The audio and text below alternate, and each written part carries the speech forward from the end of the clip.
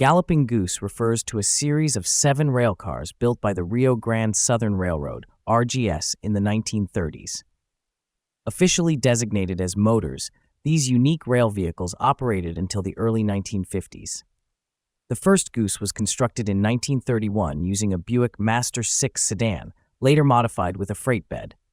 Subsequent Geese used Pierce Arrow automobile bodies, except for Goose number 6, which incorporated parts from the scrapped number 1.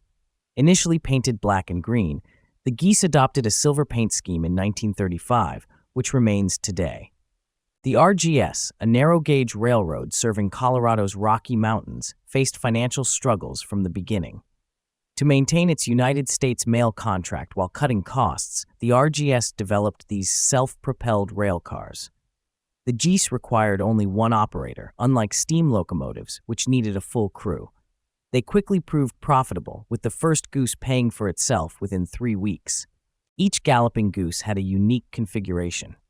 Geese number 2 and number 6 featured 2 powered axles, while the others had 3-truck articulation, resembling tractor trailers.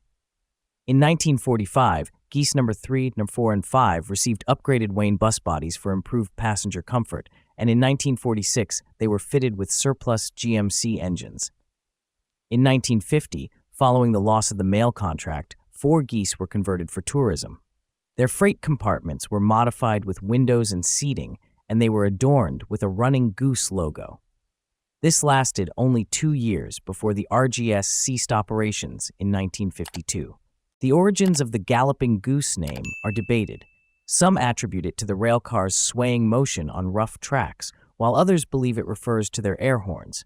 Regardless, the name became official in the 1950s.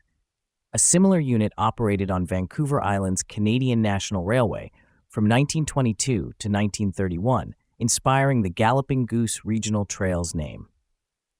Despite the railroad's closure, 6 of the 7 Geese survive.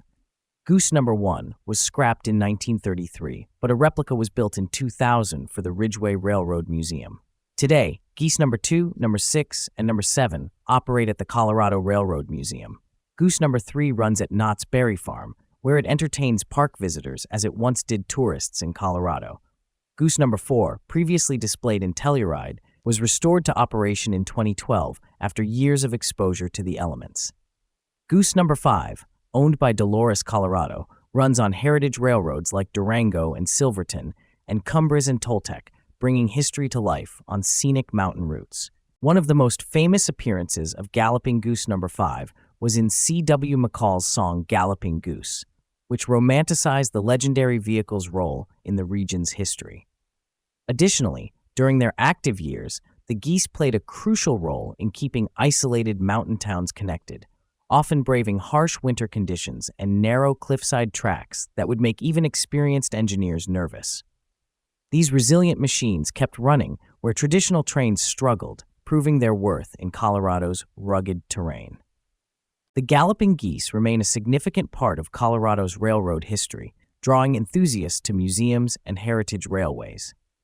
Their legacy as cost-effective, innovative rail solutions continues to captivate visitors, preserving a unique chapter of American railroading.